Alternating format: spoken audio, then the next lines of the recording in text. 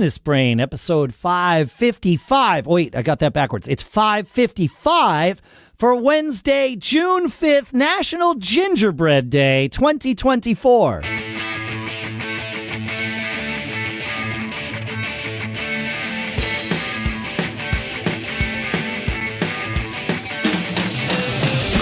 Greetings, folks, and welcome to Business Brain, the show where we take an idea or six, we dissect them, we digest them, we analyze them, we use them to tune our business brains each and every time we get together here on this wonderful palindromic episode day in Durham, New Hampshire. I'm Dave Hamilton.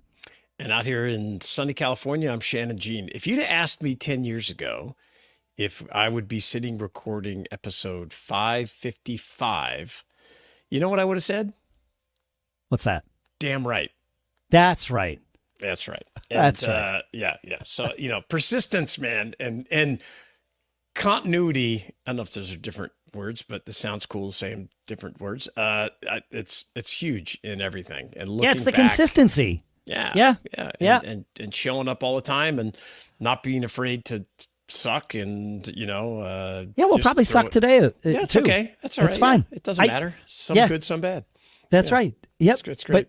But there's good stuff that comes out. I noticed myself doing a thing, and, this show, because we do it so consistently, is it's a double-edged sword, because I share all of my secrets here. So that's if there's a negative side to the sword, that's it.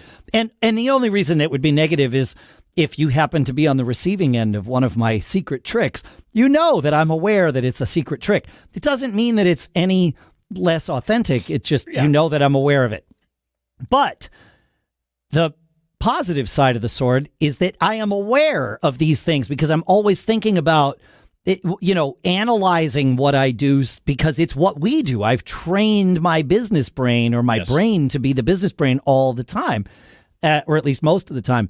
And I caught myself doing something the other day. I had a lot of emails this was Friday afternoon. I had a lot of emails from the month of May that I had not yet addressed.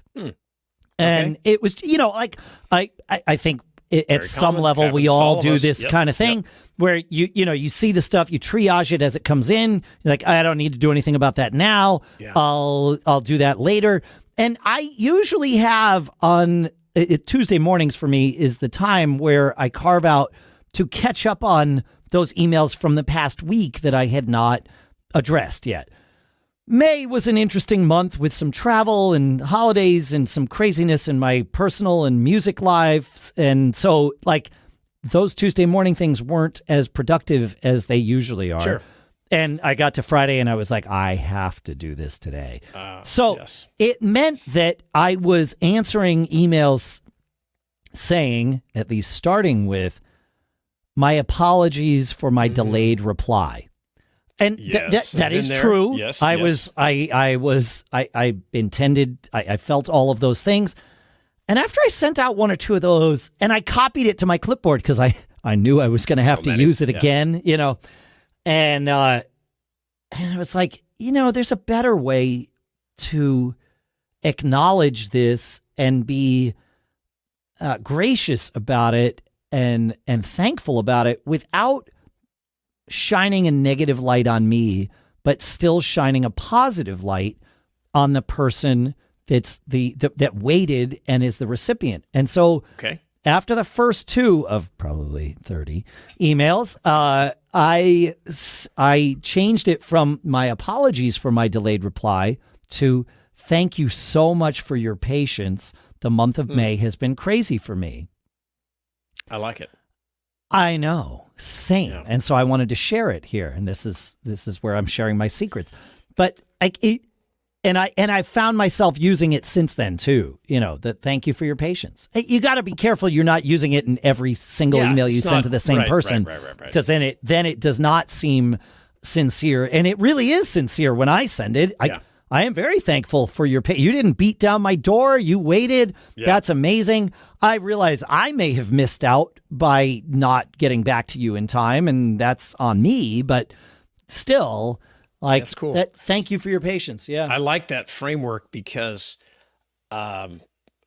it's number one, it really inverts it into something more positive. It just makes it positive. Instead of you recognizing this and kind of a negative framework and apologizing. I don't want to give you a negative framework. No. I want to deliver the positive. Yeah, that's it. So you're, thanking them in the beginning. You're recognizing in a respectful manner, like, hey, I couldn't get back to you. Thanks for your patience.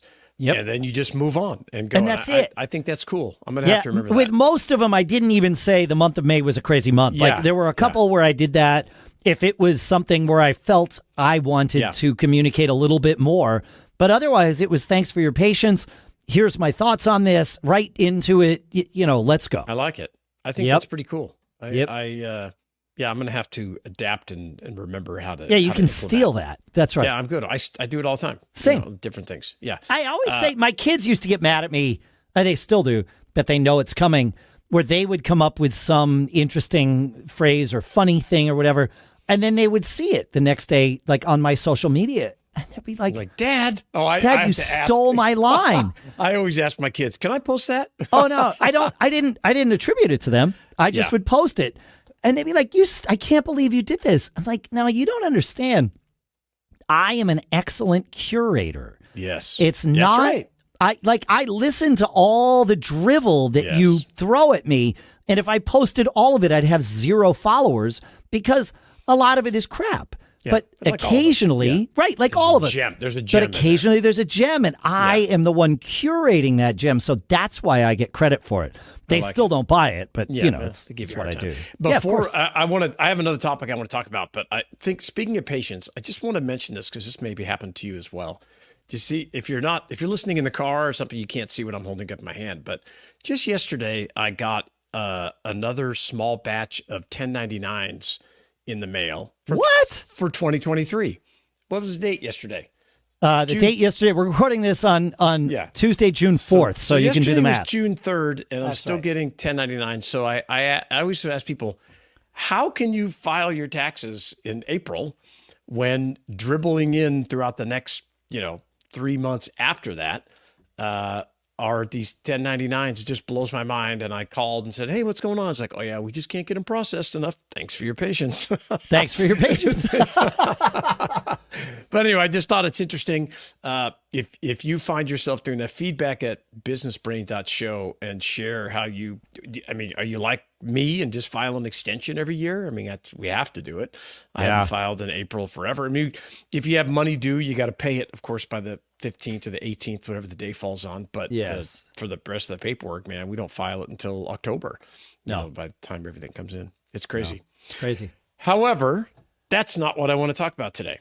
No, shall we set all of that stuff aside and really kind of focus our attention on this next topic? Yeah, let's compartmentalize it and work on it that way. And matter of fact, I would like to share with you how I consider myself a master of compartmentalization. Okay. And this is how I've run my life and have a ton of stuff going on and all these different businesses and crazy this, crazy that, and still remain productive, because we don't use the word busy on this show because we're being productive at all times, not just busy. That's right. And so I kind of broke down this strategy of how I think how it works for me, and I'd love to share that with you today. Great, let's do it. Yeah. So the first part is understanding why you have to compartmentalize, and the beauty of compartmentalization is that you're treating everybody in your life with more respect. Your family, your kids, your wife, because you're not letting these other things intrude on your focus. Yes. When you're in front of them, they'll love you more for it. And you're also treating your employees with more respect and more focus, your business partners, your suppliers, your advisors, all your podcast listeners, all because you are actively focused on learning how to compartmentalize. It's not just a happenstance thing, and maybe some people are better at it than others. But some people are definitely better at it by default than me. But it is something you can pay attention to and learn. Yes. If you're self-aware of it, you can help train yourself. And one of the first things that I think to do is to set clear boundaries, meaning I'm going to go work, whether you work at home, whether you go, it's easier, I guess, if you leave, but let's say you're at home or you have an office on your property like I do, or you're just in another room, you letting people know, like your family, hey, it's 8 a.m. I'm going to go work from 8 to 11. I'm going to come out. I'm going to come out and I'm going to say hi or see you for lunch or whatever we're going to do. But communicating those boundaries, very important, because you don't want to intermix these things unless it's an emergency. Of you course. would like to tell your family, hey, okay, I'm going to be doing this. And it's the same on the flip side. If you leave the office every day at 4 p.m. or you're taking a break from 12 to 2 to go to your kids or a game or whatever, let other people know. And it could be just as simple as an outgoing message. Yep. One thing Dave does really well when he travels, if you call him or send him an email, I don't know, because I don't call him, so maybe, but when you get an email, he says, hey, I'm away. Do me a favor and please resend this message after this date. And I think that's great because you're setting these boundaries of I'm away focusing, I'm at this show, I'm at this event or whatever it is. Whatever it is, yep. You're just teaching people around you how to respond to you. And that's the boundaries. And so you do it with your professional life and your personal life. And I've just found the better you communicate that, the better the results will be. Okay? I agree. I've never been, I've mentioned this on the show. I've never been technically diagnosed with ADHD, but I don't think I need to be. Yes. Same. Yep. Same. But I have learned that I have a tendency to try and try and make it all happen at the same time. And it's terrible. It never works. And so like creating those boundaries, not only is it good for all the other people in my life, if I tell you I'm not going to be available between 12 and 2 today or whatever, or I tell my family I am going to be available between 12 and 2, but I'm going to work between 8 and 12. Well, that gives me a deadline. Yeah. And then I look and I like chunk out my day. I compartmentalize my day. It's like, all right, well, I only have a limited amount of time to do this. That's right.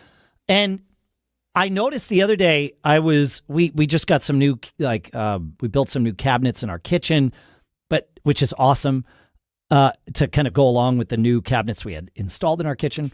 But, it meant taking all the crap out of the old cabinets, sifting through it, deciding what to keep, what to throw away, hopefully more of the latter, and then putting it away in the new cabinets. So our kitchen table has been full of all the crap from the old cabinets as we sift through this stuff. And I caught myself half sifting through this one drawer, an older drawer for tools. And it used to be just the tool drawer. And then, of course, it was like, well, there's more room in here. Junk drawer. So, it becomes a junk drawer. And I was eating my lunch in the middle of like a Tuesday, while also half paying attention to myself sifting through this. And I stopped. And I was like, and I realized a trick that I have learned. I leveraged my inner judge. And I shamed myself for doing this because I said, all right, here's the deal. You know that if you are sifting through this while you're also eating your lunch, you're going to have to sift through this again because you're going to miss things that are tools in this drawer. And I don't know why I'm hearing an echo from you, Shannon, but I am hearing an echo from you. I think something happened to your mic. All good? Oh, we lost Shannon here. Not yet, but I will be. Oh, you're back. Are you back? We hear you. Oh, I hear myself echoing in your room again. Now I'm back. Sorry about that. Great. I had a little technical issue. No, it happens. I told you some part of this episode would suck. That's it. Yeah. But I caught myself leveraging that inner judge and said, okay, look, if you do this with split focus right now, you're going to have to do it again. There's no way you're going to catch all of the little tools that are in the drawer. And it was at that moment that I decided, okay, I am going to do it now. I put my plate with my sandwich down, and I got into like hyper focus mode, which happens to be one of the superpowers of ADHD. Yes. You know, but the only way I got into it was by shaming myself into it. Like, it was a productive shaming. No, right? well, you're kind of setting the boundary in your head, right? Exactly. It's I not set the just even boundary. with everyone else. It's like, you are going to do this. Yeah, nobody else was even in the house. Nobody knew that I did this. It took 5 minutes to go through the drawer and find all the tools. And when I was finished, the best part was I was 100% certain that there were no tools left in that drawer of otherwise junk. I was like, okay, great. Check the box. Like, this is now, we need to go through it for other things. That's fine. But the tools are now out and they're in the new drawer where they belong and all of that. And it's that awareness of the benefits of compartmentalization that got me there. Yeah. Yeah. And like you're talking about too, is how you use your time. And another part of this for me is chunking up your day, as I call it. And it's understanding, okay, I'm going to get in the office at this time. Let's say it's 8 o'clock. I'm going to work for 40 minutes straight, whatever the number is for you. 30 minutes, 20. You can use the Pomodoro method if you know what that is. We talked about it with Bob Levitas on this show a number of years ago. Yep. That's right. So, for me, it's about 30, 40 minutes. Yep. And then I'm trying to focus on one thing. But after that, I'm ready to shift. I get up, I'll wave out of my seat and change my view. I may walk outside. Ideally, I want to get outside as much as I can during the day and break things up so it kind of resets my brain. Then I walk back in, even after just a couple of minutes. I may get a drink or something, come back in, sit back down, and I'm ready to hit my next task. So, and I'm not thinking about what I was working on the previous 40 minutes or whatever that time frame. You just give it up. You're reset. You reset. Maybe I made some notes before I got up off my desk of, okay, when I continue, I'm going to come back and do this later.